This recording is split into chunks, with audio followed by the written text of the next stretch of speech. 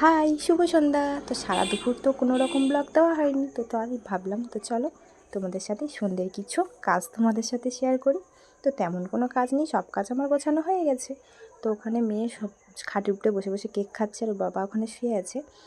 তো সারা দুপুর স্নান করে এসে কিন্তু কোনো রকম চুল টুল ছেনিনি বা বাঁধিনি, আর সিঁদুরও পরা হয়নি। তো তাই ভাবলাম চুল সুন্দর করে বেঁধে নিই, একটু সিঁদুর টিঁদুর পরে নিই। আর এদিকে আমার মেয়ের অবস্থা তোমরা একটু দেখো, এখানে ওকে কেক খেতে দিয়েছি আর ও চারিদিকে খাটে ছড়িয়ে কেকগুলো হাতে করে মুঠো করে নিয়ে জানলা দিয়ে ফেলছে। এত দুষ্টু বাচ্চা, তোমরা দেখো। ওকে আমি খেতে দিয়েছি আর ওটাও জানলা থেকে ফেলছে।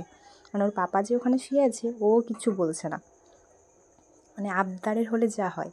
তো এদিকে আমি জানলা দিয়ে হাত বাড়িয়ে দেখছি যে কেমন বৃষ্টি পড়ছে, মানে বেশি বৃষ্টি হচ্ছে না, টিপ টিপ করে পড়ছে। তা তোমাদের ওদিকে বৃষ্টি হচ্ছে কি না কমেন্টে জানিও। দেখছো ঝিরিঝিরি বৃষ্টি পড়ছে, বেশি কিন্তু বৃষ্টি পড়ছে না।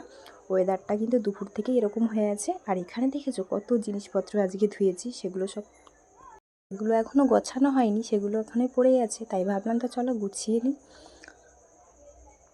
তো এখানে আমার শাড়িটা ভালো করে পাট করা হয়েছে, আর এই শাড়িটা আমি সেদিন পরে গেছিলাম, তারপরে আজকেই ধোয়ার সময় পেলাম, এর কিন্তু ধোয়ার সময় পাইনি। তো এখানে খাটের হালেই, আর বাচ্চা বাড়িতে ছোট বাচ্চা থাকলে তো তোমরা তো জানোই যে এরকম অবস্থা, সারাদিনে যদি 3-4 বার খাট গোছাই তো এরকমই অবস্থা হয়।